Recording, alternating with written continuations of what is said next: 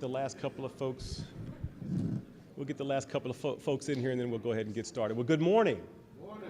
All right, it's 8 o'clock in the morning, so I completely know that it's not 1300 or 1 p.m., and we just came back from lunch, right? That's one type of audience. And at 8 o'clock in the morning, there's another type of audience, especially when it's raining outside. So I want to make sure that everyone's awake today and ready to engage in a good two-way discussion. So, good morning and welcome to How to Build a Network in Support of Large-Scale Operations. And I'd like to say up front, I take a look at the audience. We've got a pretty good mix of folks that are coming out of the school, and we've got members of industry that are here as well.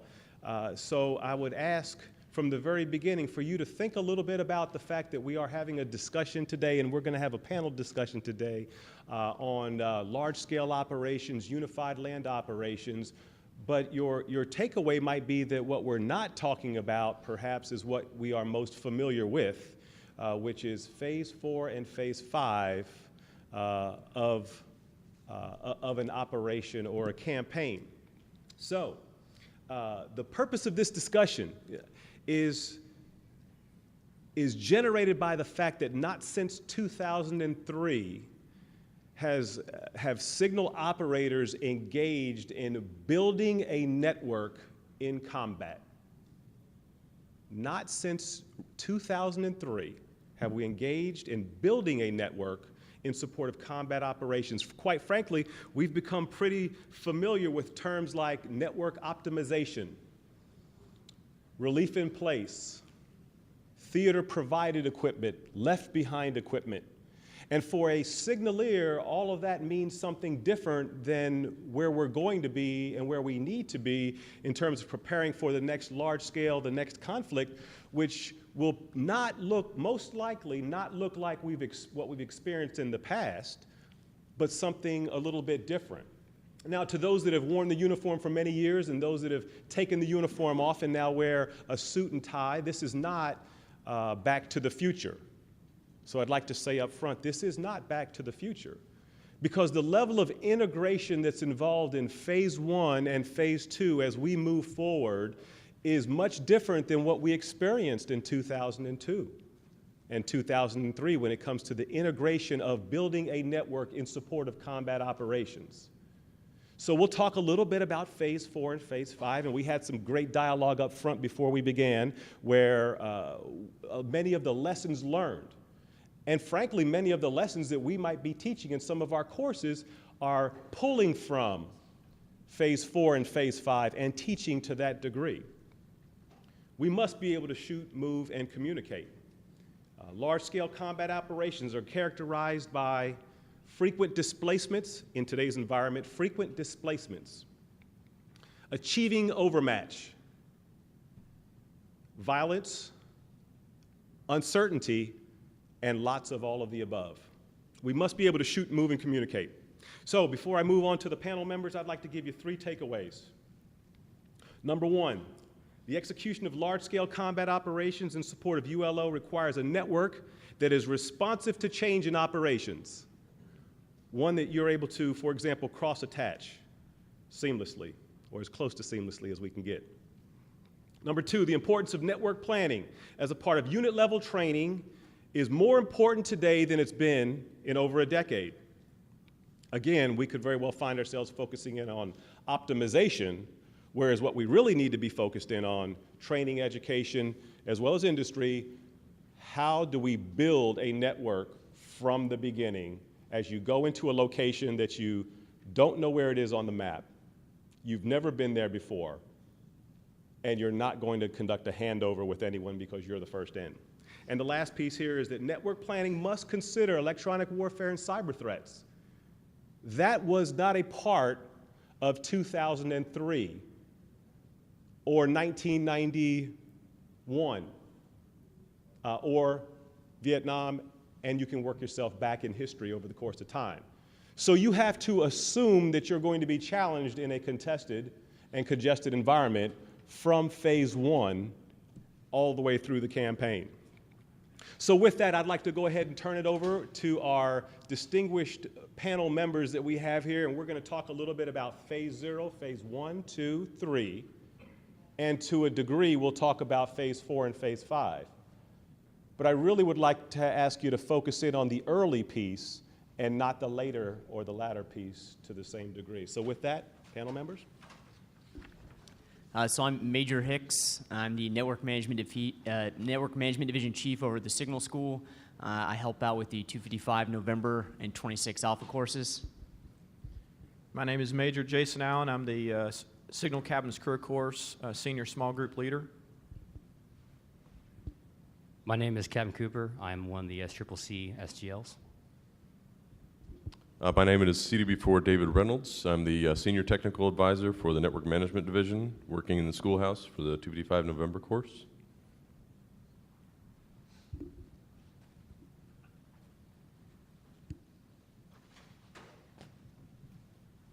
So again, I'm Major Hicks. Just want to talk real quick, kind of the paradigm and framework in which we're going to examine this network that we're building to support the warfighter through large-scale combat operations. What we've chosen to do is look at how we're going to build this network the same way that the warfighter looks at building their campaign, building their operation. So we've taken out of Joint Pub 3-0, we've taken the 6-phase operational framework, and we've tried to adapt that and talk about how a network looks in each phase. So there are 0, 1, 2, 3, 4, 5 phases, so there are 6 phases in total. The first phase is shaping, and there you're attempting to set conditions. The second phase is deterring. That's where you're showing a willingness to commit resources to the region, that you're willing to defend the territory, that you're willing to go in and do things. You're messaging to your allies and to your enemies. Phase 3 is seize the initiative. This is when you are attempting to take that initiative and you are attempting to build those forces very quickly. This is marked by rapid expansion. Phase 3 is dominate. This is when you are going to rule the battlefield. Phase 4 and 5 are what we're much more familiar with. Phase 4 is stability, which we've obviously have a lot of experience in stability ops, and then Phase 5 is enabling civil authorities, which we spent a long time in as well. It's important to note that each of these is both a name of a phase, but also describes the activities that can be occurring during that phase. And these activities, just shaping activities, don't occur in just shaping, okay? Inside of deterring, inside of dominate, you're going to see portions of those same shaping and deterring activities throughout. And we think networks operate the same way. Just as flexibility and mobility might be more important in certain phases, it doesn't mean that those characteristics aren't important throughout. What we've done is we've gone ahead and put over the top, you'll see some dates. Those dates reflect the invasion of Iraq and the ongoing Operation Iraqi Freedom all the way through to New Dawn. And it's important to note that the Iraq war was not planned using JP 3-0. These 6 phases did not exist at the time. However, what I wanted to do is provide you an ability to think about what the warfighter is doing during each of these phases. And so as a construct over the 6 phases, we've put certain dates that you can key in on. For instance, during Phase 0, we're kind of looking at that as 91 all the way through 2002. So that's the end of the first Gulf War, the establishment of Northern and Southern Watch, the intrinsic actions. As you look back and you remember, I know it's a while back now, as you remember those types of things that were occurring, those were shaping activities inside of the region.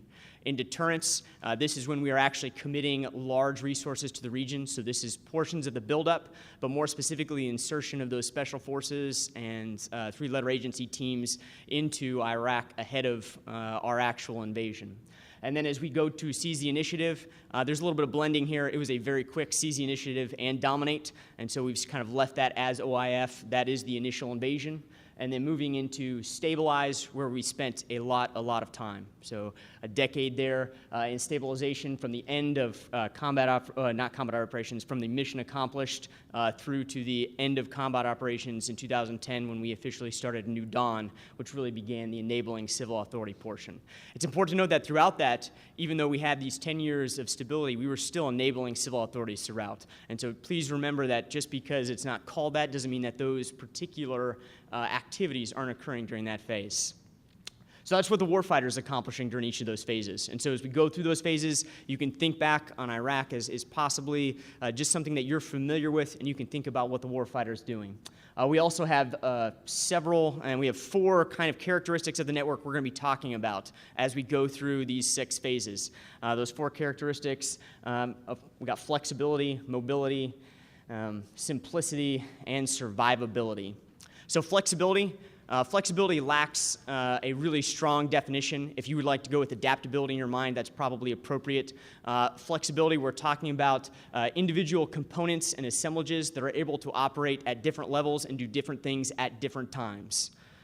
That's pretty self-explanatory. Then we've got mobility, and the key here is not to think of mobility as, can I have comms on the move? This is more about, do I have the right size? Do I have the right form factor? Do I have the right weight that I can take these assemblages and move them around the battlefield appropriately?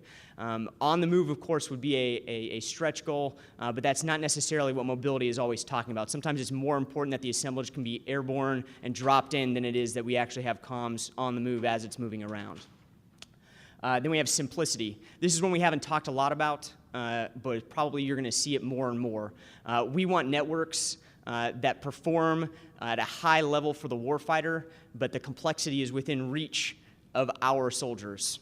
So we need our soldiers to be able, with a modicum of training and with appropriate resources, to be able to run these networks. We don't need networks that require contractors, CCIEs, to be able to run. We want warrant officers and young soldiers to be able to operate these networks. And finally, survivability. Obviously, if the network can't stay up, if the network can't rebound after going down in a fast and very efficient manner, then it's not worth having. So we've got to have survivability is 2 factors. It's the 1, can it stay up? And then 2, when it does go down, how quickly can it come back up?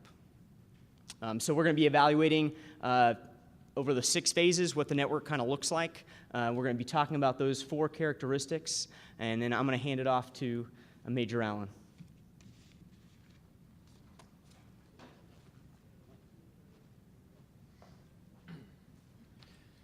Good morning. Just wanted to first touch on phase 4 and 5 because I believe it will set the stage for, I'm going to then go back to phase 0-1. So phase 4 and 5 we're very familiar with, 10 years in a lot of these theaters that we're operating in.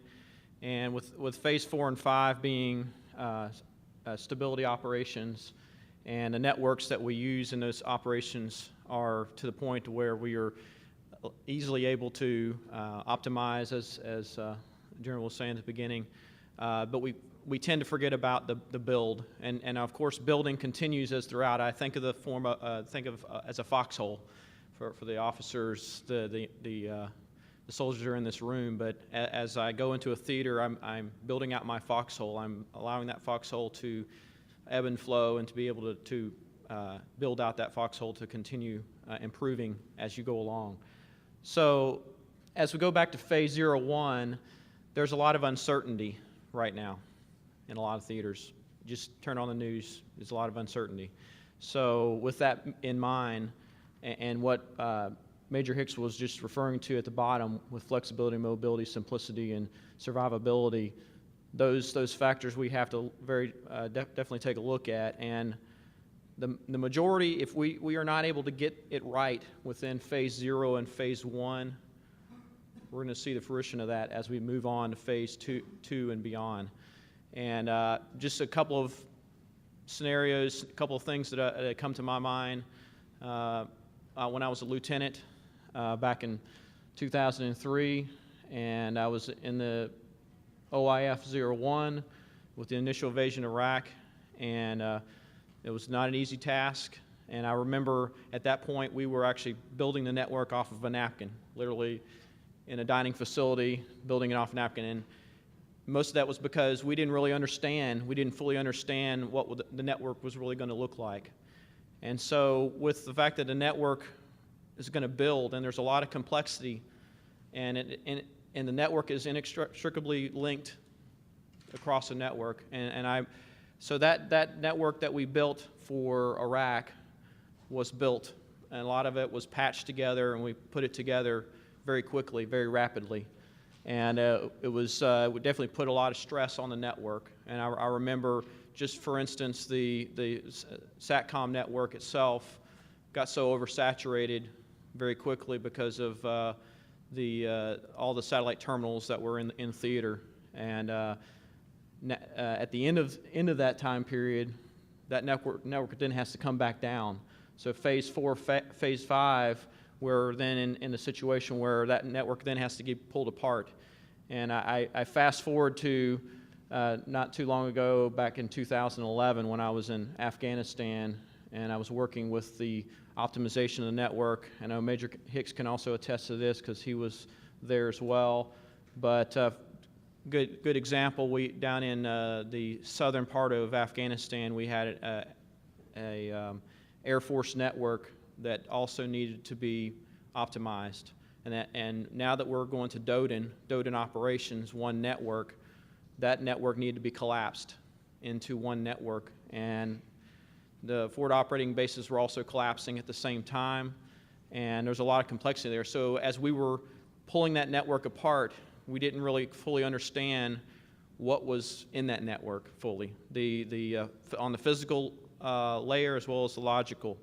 So as that network was being pulled apart, we really fully understood the complexity of that network. So all that to say that as we go forward into the future for the contested environment that we may run into, we really need to fully understand why that's important.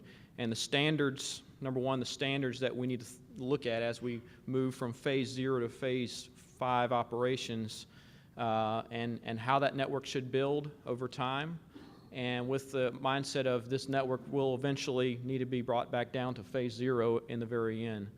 So what does that network look like? Going back to at the bottom, I will tell you that simplicity is very important. The network needs to be as simple as possible, highly mobile.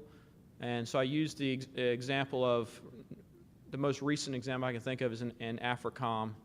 And in AFRICOM, it was very rapid. So that network itself was low bandwidth, high latency. And a lot of the service delivery came from outside of theater to provide a network to host nation through a coalition network. And we also have to consider the coalition partners, joint. So this is a very complex network. So how do you do that? And in that case in AFRICOM, it was very rapid. They met the mark at that time. But I will tell you that services were diminished because of the high latency and the low bandwidth. And so there's a challenge there, and we have to look at how are we able to provide not only mobility and flexibility and simplicity, but survivability of the network too. So that gets after, now that we have a kind of a new aspect we're looking at, and that has to do with electronic protection with SEMA, and the theaters of operation that we may tend to go to that will allow, that we need to consider electronic jamming, electronic warfare that may come along. And that just adds another layer of how do we do that with keeping the mindset of the mobility and the simplicity of the network. So at this time, what I'm going to do is ask Captain Cooper, because he's going to specifically talk to you about phase 2 and phase 3. So go ahead and come on up.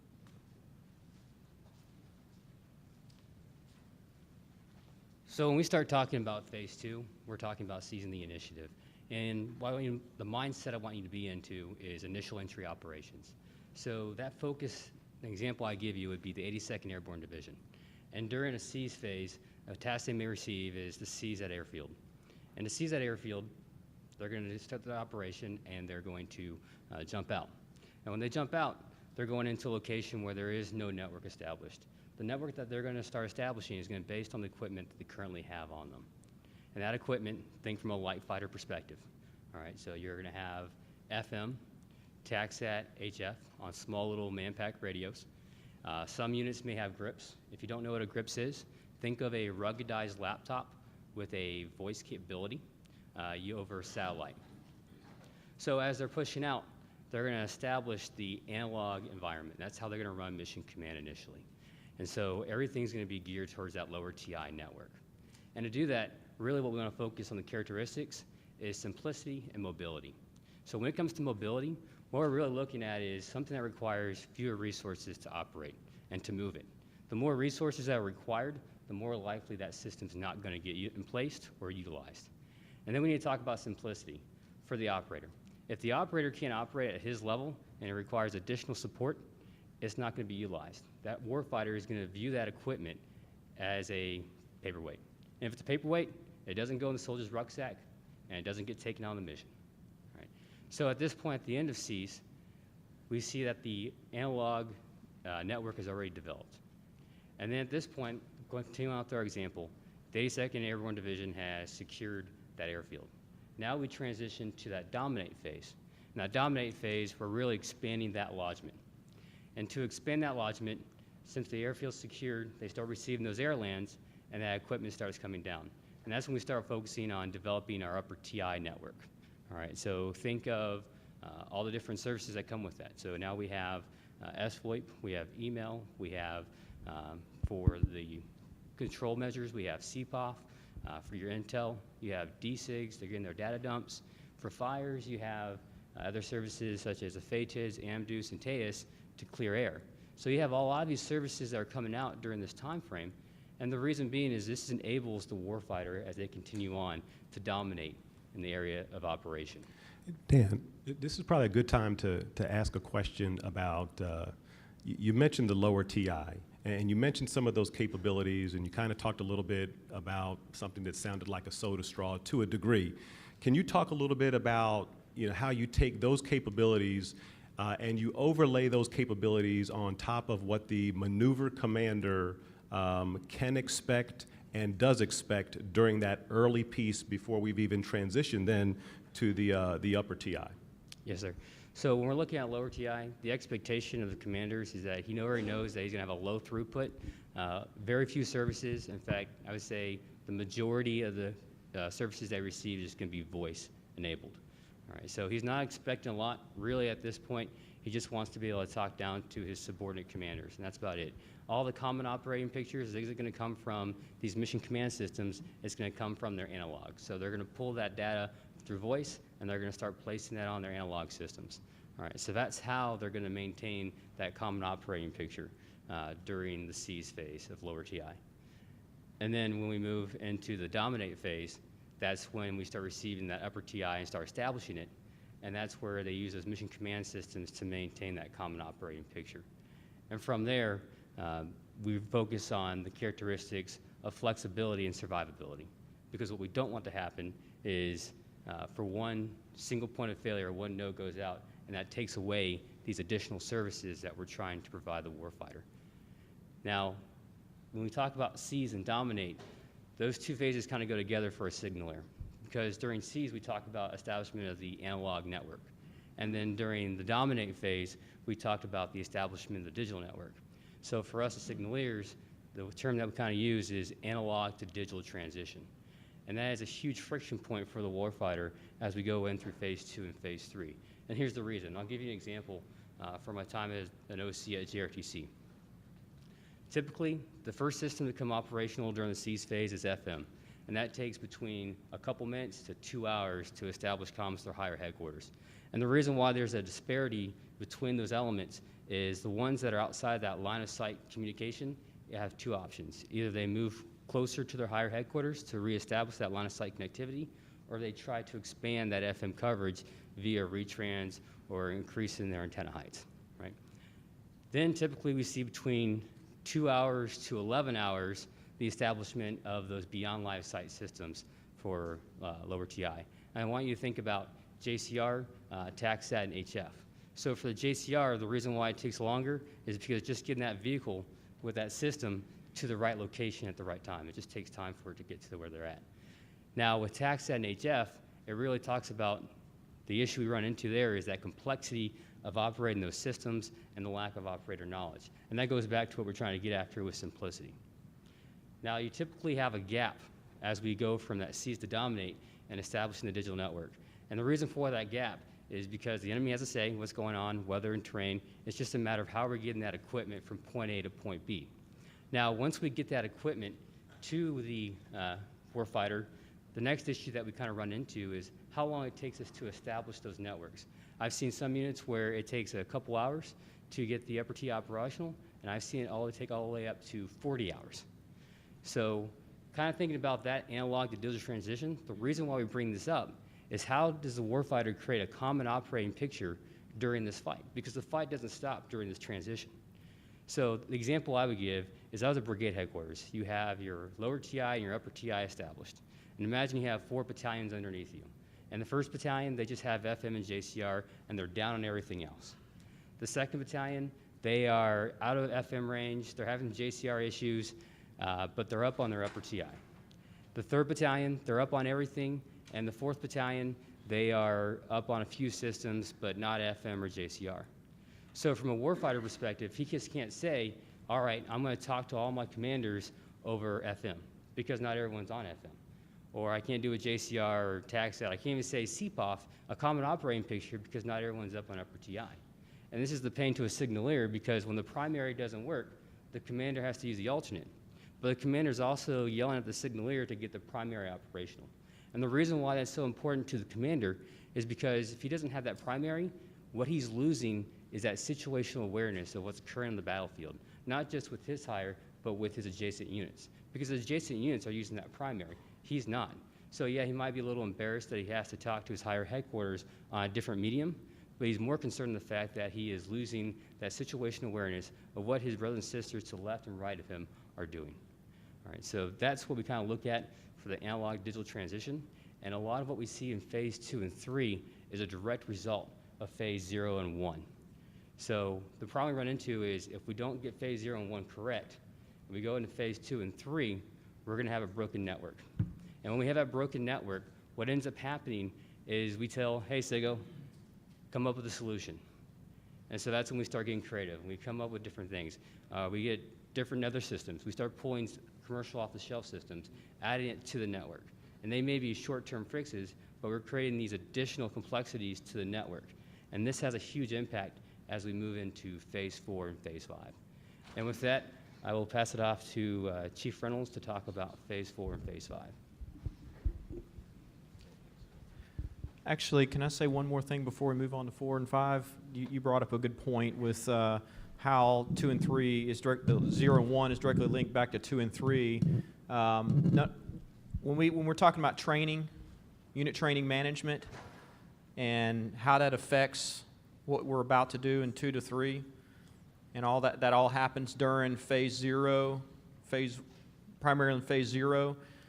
We need to understand that there's maintenance. Maintenance is a big part of that, because training, when we maintain, we're training, and soldiers are obviously having to maintain that equipment, and so there is an element that we need to understand the ease of maintenance within that time period.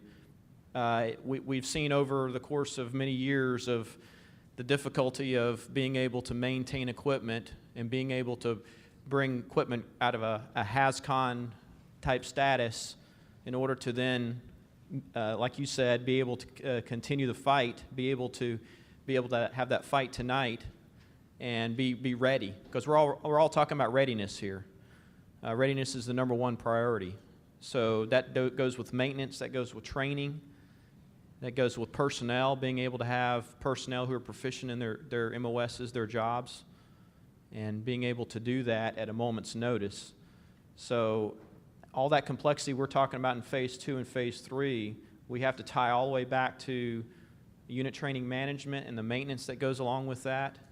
And the leaders, number one, the leaders, we've got leaders in this room that will eventually go off to be maybe company commanders one day and eventually have to do that. So you have to think about how that affects future operations. So it's not easy, but what we're asking here is basically making maintenance a little bit easier to where soldiers can maintain that equipment on a daily basis. And when things do break, we talked about breaking things, we tend to want to take care of the network because we want to fix the network. But now we need to get away from fixing the network and to building the network.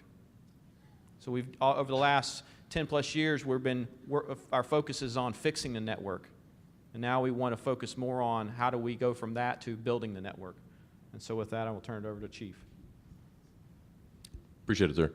So I won't have a long discussion about stabilize and enabling civil authority because we've been there for the preceding decade. But the illustration I'd like to draw is similar to my colleagues there, is the importance of Phase 0 and Phase 1 as we plan these networks and what we end up with once we reach Phases 4 and 5.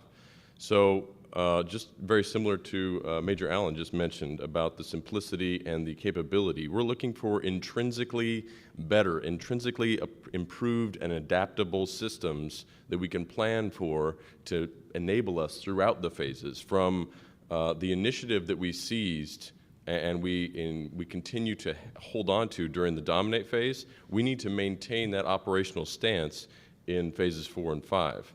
We need to maintain that adaptability, that flexibility to be able to react, because stabilize is a continuous process. It's not like as soon as I get to that phase, I'm done and I need to move on. It stabilizes a continuous process we've seen over the course of years.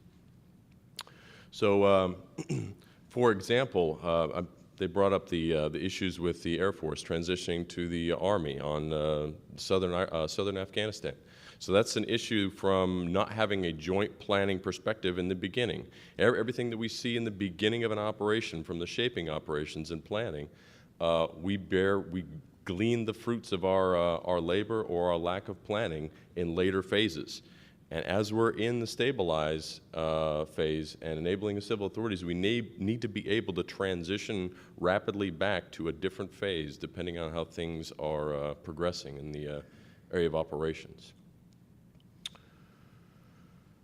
So while we are here, though, I do want to touch that, like I said, we're typically very familiar with this area. We're looking at centralization, we're looking at optimization, we're getting a little bit larger typically during these phases, but again, there's a cautionary there that we don't need to become so large that we lose our adaptability and flexibility. Okay, we need to be able to transition. We need to be able to turn operations rapidly. So enriching our environment is definitely a key point for a stabilized phase, because the warfighter still has needs. They still have operations going on. They still need to be able to get all of the assets that they need, whether or not be intelligence feed from 100 miles away. That enriched network capability needs to be present. Okay. Gentlemen, I want to turn it back over. Sir, if you have any final points before we turn it over to question and answer phase. All right, so we're going to turn this over to Q&A time. Just to go ahead and a couple of points that I want to follow up on and to kind of summarize. What you've essentially heard here is that the regiment, the Signal Corps, and therefore the Army expects, and we expect, there to be a responsibility of network planning and execution from handset to keyboard. And we're very familiar with keyboard, but the key here, all right, no pun intended, is to think about this from the early phase, phase 1, handset, all the way to keyboard. I believe it was Lieutenant General Funk yesterday in the VTC who said that he's the commander of 3rd Corps. He said if he can talk, he can win. And that's key and critical when we think about what the Army, what we are for. What is the Army for? What is the Signal Corps for? And clearly, when we look at the phase 4 and phase 5 and the number of years that we've spent in those phases, the reality is that it is not just 4 and 5. It is not just 3, 4, and 5. It is 0 all the way to 5, which if you open up, and we are, the aperture, we will take this from handset responsibilities to deliver mission command, all the way to keyboard to deliver mission command for the maneuver commander, for the Army, for the nation. And with that, we'd like to go ahead and turn it over to questions, and we'll see how well we can do. I'll take the easy ones, all right? And the hard ones I'll give to the folks in the back. Trish, your hand went up so fast. As a matter of fact, let's go ahead and ask you to pass that around. Good morning, everybody. So General Funk, I happened to be in his Division G6 when First ID went back into the hot box in Iraq. And you know how everybody says, oh, you won't have no problem, the network is already established. I think the network was even harder to reestablish. He made the comment that it took me, or the team, 7 months to establish a coalition network. All right? What is the coalition network right now? Does anybody know? That we basically use, BICES. What's wrong with BICES, Chief? Okay, y'all heard that? It's an Intel network, not a C2 network. And then with the Active Directories underneath it, how many it is very difficult to communicate with our coalition through BICES. So this is just me talking from my perspective. I think that the Army has done us and continues, not the Army, but the military has done us, the Signal Corps continues to do us a disservice because every time we go into the hot box, it's not about the Army no more. Even though the Army is the higher headquarters, we serve with joint and coalition. And our biggest problem that we have in our regiment right now is we cannot communicate effectively with our coalition and joint partners. Why is that? I mean, I've been in the Army 24 years, and I still cannot fathom why we continue to put ourselves in jeopardy to be able to talk to the tactical edge because we don't have a coalition network. The old coalition network used to be CXI. Who in here remembers CXI? How did that work? Well, it actually worked pretty good back in the day. Why do you think CXI does not exist no more? Besides collapse it, what's the main reason? Cost too much money. It's a hardware. It was too much. As many points of presence that we put into Afghanistan, we put in 11 points of presence in Afghanistan that NATO was controlling, 11 of them. It was almost impossible to maintain. I did not know that until I went back into Iraq with First ID. I did not know that it was a funding issue and that we could not maintain it. Therefore, it made me go back to BICES and try to establish that network for our coalition, which was still not effective. So, you know, my question, sir, is when are we, as a whole, going to really stand up to the plate and realize where we are failing and how we're going to move forward to provide that coalition network so we can talk to our partners for future operations? Great question. And Trish, that's actually why you're assigned here now. So for those that don't know, Colonel Sales in process probably about 30 days ago. And the goodness in that is that she brings those ideas into our organization. And that's not a punt. But the reality is that the Army recognizes that there are network challenges. And quite frankly, we have probably, to a degree, we've been making mission happen. And sometimes you can be your own worst enemy. You can solve so much that the root of the problem never becomes apparent. Now, I'm not saying throw your hands up and say there's a problem every day. No, because we're problem solvers. But what we are also is we're so good at solving problems that some of the build piece that happened over the course of over a decade was masked by how good you all are. And now that it's time to take a closer look and to understand that it's time to go back to phase one and that we're not going to have 13 years to build and that the risks associated with going in phase one without a coherent network that considers the coalition partners and all the other services is a disservice. So the goodness here is that the Army, much larger than the regiment, much larger than the Signal Corps, has recognized that it is pretty darn complex. So over to us to fix it, over to us to put together all of the lessons learned that you just described and many, many more, and I'm sure there's going to be acquisition discussions at the same time, but you've got to have a seat at that table. No, if not you, then who? If not now, then when? Because you're the experts. We are the experts, the ones that know what right looks like. And if you're thinking about phase 3, 4, and 5 as you're living in phase 0, and participating in phase one, the output is going to be much better. So admittedly, yes, we're so good that we've been able to make that mission happen. But we also had 13 years to make it happen over the course of time. We will not have 13 years to get through phase one and phase two. Okay? But we'll have 13 years to get through phase 4 and phase 5.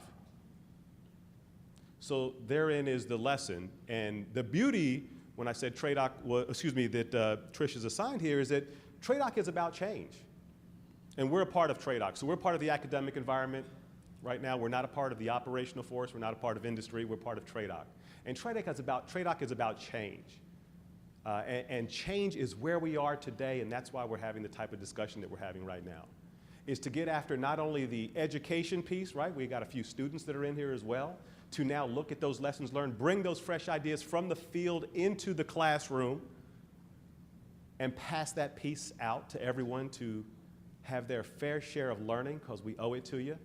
But then to also turn to industry and turn to HQDA and turn to the joint community and turn to the coalition partners as well and say, this is what we need to do. This is what right looks like. Let's think right now about phase 4, and then we can build it into phase 0 and phase 1, if that makes sense. So, to my classmate from the War College. I'm Norma Marco, so I'm on the Army staff. I am they. I'm the bean counter. I'm in the room when those conversations are happening about coalition networks. And I will tell you, I can say for a fact that the Chief of Staff of the Army is concerned about the Army network. I was in the room when he said, I want a top-to-bottom review of this network because we need to make sure that it meets those tenets. Simplicity, survivability are critical to him. He understands the need for a PACE plan in an EW in a cyber-contested environment. He understands the need for coalition interoperability, but he also realizes the need that we need to be interoperable with ourselves. And we, and I'll say, I won't say me, but, well, we, the Army staff, we are responsible for resourcing the network. But when we buy radios, we have to buy radios for 315 brigade-size formations. So if I find the perfect radio, if y'all find the perfect radio, and we say we're going to field it to the Army, okay, but that means we're going to be fielding it for about 30 years. Old people like me remember learning about SINGARs at the basic course. I didn't see it till I was a captain, and I've been in 27 years, and I still see SINGARs. We've improved it. But as we continue to buy, how are we going to get to that leap-ahead technology that's going to create that simplicity? And when we talk coalition, the challenge is interoperable with who? Because there's the NATO partners, and then if you've been in Korea, if you've been in Japan, they've got Centrix K and Centrix J, and never the twain shall meet.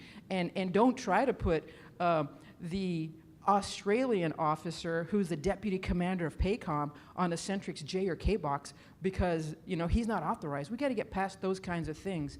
But as far as coalition, we're absolutely looking at it, and people are so invested in things like BICES, but we know it's not the communications network, but they're so invested in it.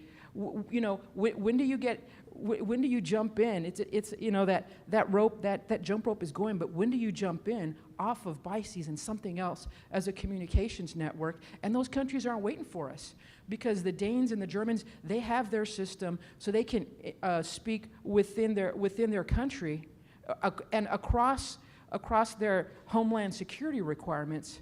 But we want to come with technology that's going to encapsulate all of our Five Eye partners and all of our NATO partners. It is hard stuff. There are decisions that need to be made. That means we're going to divest of things.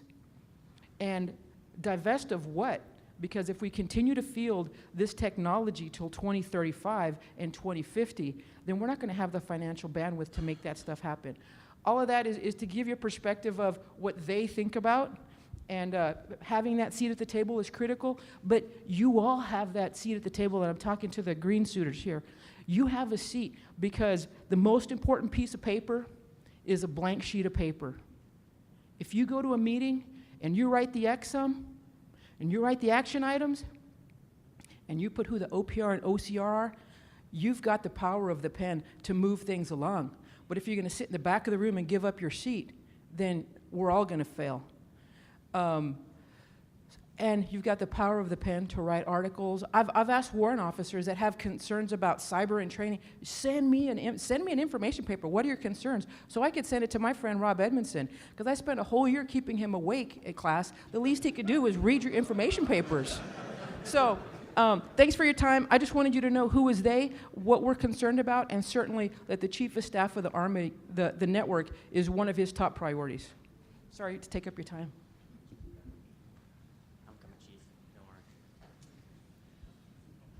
Hi, good afternoon. I'm Brian Wimmer. I'm with Capability Development at the Cyber Center for Excellence. And having served on 2 COCOM staffs, I can tell you that this is the easiest problem that a DODN operator is ever going to have to solve. This was not contested, it was not congested, and it was not competitive.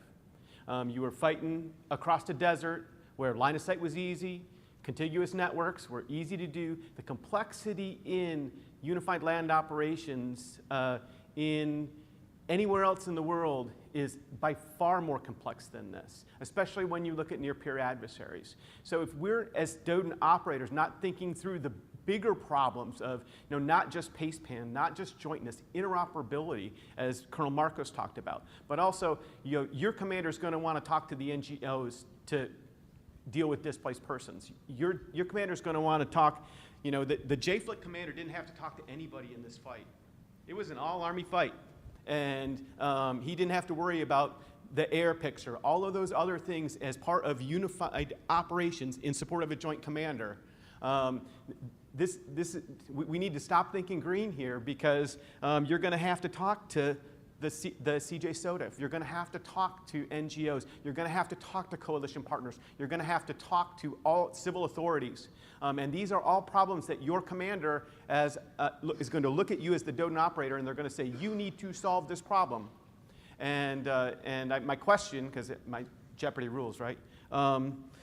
So how are we as a regiment preparing our junior DODN operators to deal in that kind of complexity that's congested, complex, and competitive in a very, very complex warfighting environment?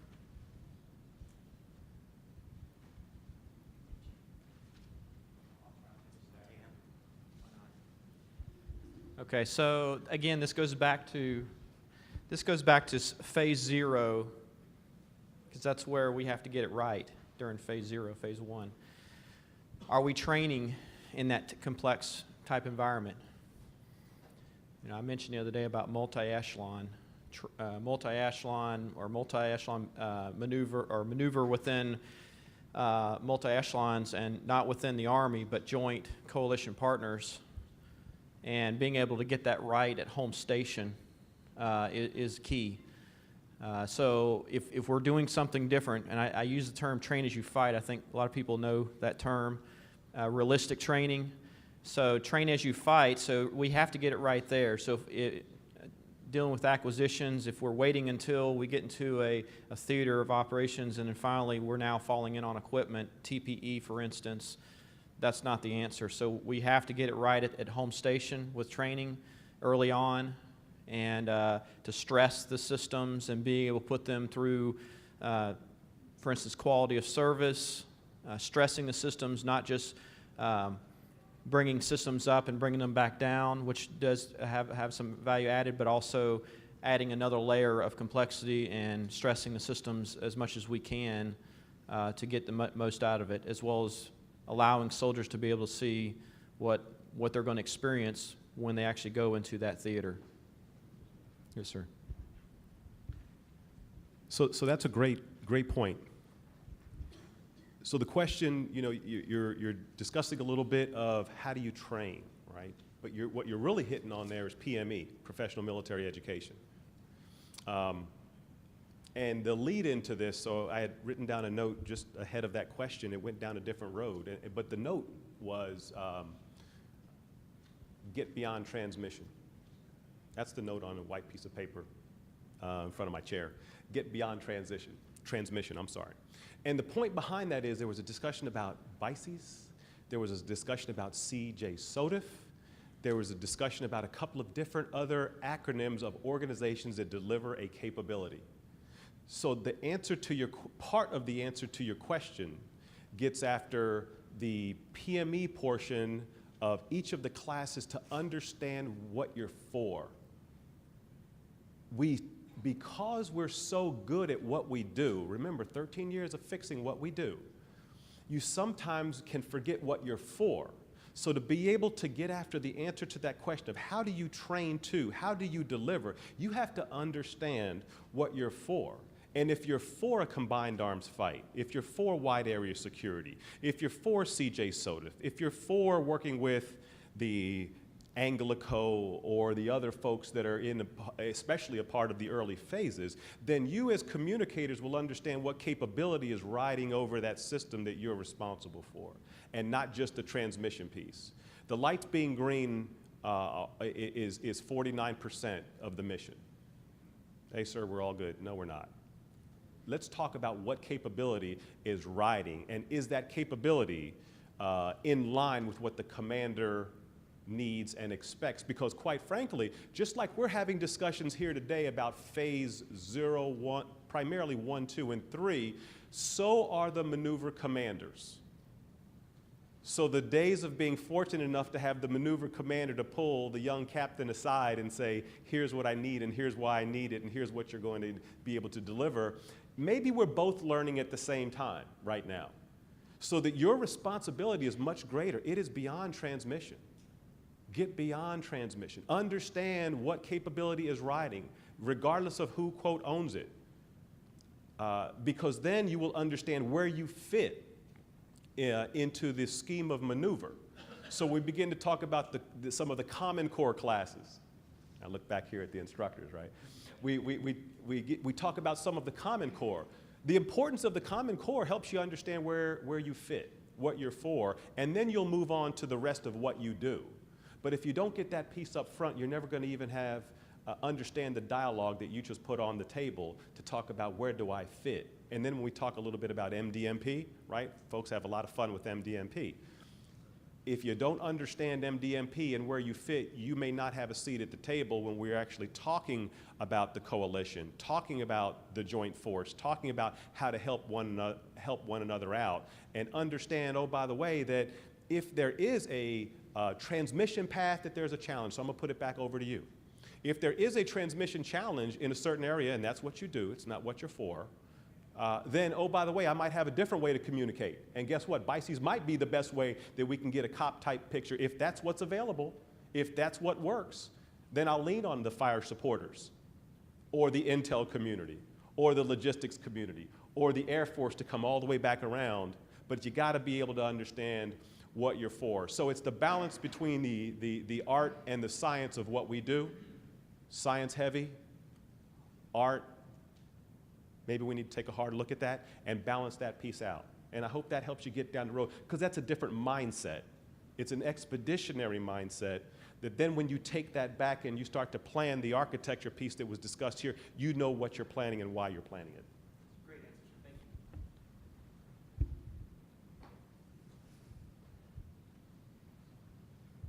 So, ma'am, Chief Warrant Officer Hounshaw, I'm just coming out of Hawaii, and you were talking about the coalition and how we get after that on the secret side. So for the past 3 years, and I was on the MI side, so all of this was over the Trojan net, but we were playing on Paycom's network over the Trojan on what was called SIPR Rail, or CX5I. And for the past 3 years, every single time we would set up our dice, we had Aussies in the dice playing with us. And we forced the U.S. MI soldiers onto those systems. That way we were both fighting together. So the answer is out there, but it's at a COCOM level, and I'm not sure that the U.S. Army is wanting to interact or play in that. In my own building, we had Aussies sitting in our building year-round. And so the only thing that we were able to give them was the CX5I. So that is some answer. And I understand this second row. I understand that, but you said the key word. Key word is 5I.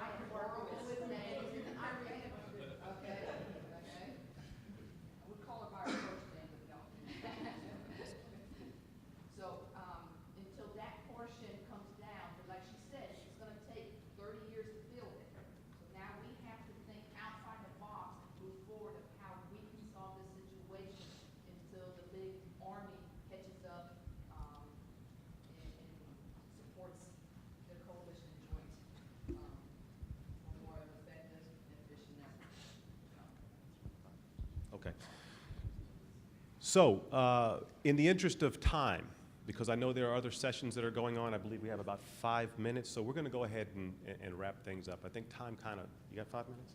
Yeah, okay, 4 minutes, okay. So we want to be respectful of the next sessions that are going to happen. This hour really flew by, and one of the takeaways here in closing is that the answers, if you think about the questions that were asked, the answers are in this room. Everyone here has experiences and significant experiences and answers to the problem set. Now it's a matter of having a seat at that table to get after and to understand as we move into the next phase of the next operation that you are a part of the solution. And with that, I want to go ahead and thank you for the great questions and enjoy the rest of TechNet.